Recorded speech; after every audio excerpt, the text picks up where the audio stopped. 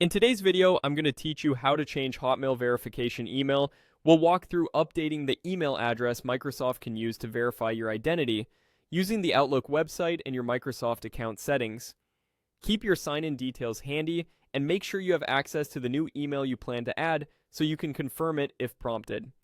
First, open your browser and go to the Outlook sign-in page for Microsoft 365. On that page, click Sign In. If you see a list of accounts, select your account to continue or enter your email and password to sign in. You may be asked to approve a sign-in or complete a quick security check. Go ahead and follow those prompts. Once your inbox loads, look to the upper right corner and click your profile picture or initials. In the menu that appears, choose My Microsoft Account. This opens the main Microsoft account portal in a new tab. If you're asked to pick your account again, select your account to proceed.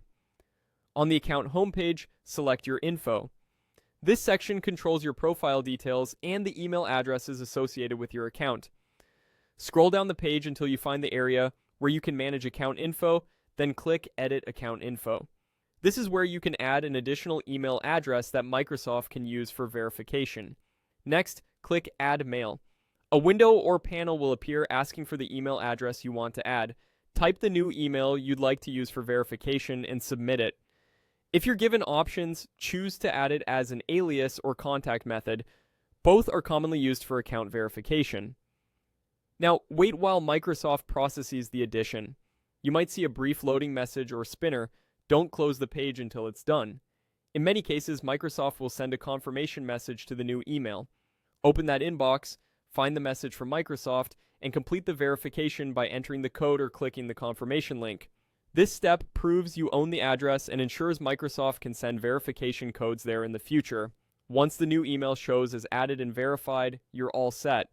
From here on, Microsoft can use it for identity checks and notifications. A few tips before we wrap up. Keep at least one backup method on your account in case you're ever locked out, and periodically review your account info to make sure everything is up to date. If something doesn't look right or the option is grayed out, sign out and back in, or try a different browser. That's it. Your Hotmail verification email is now updated.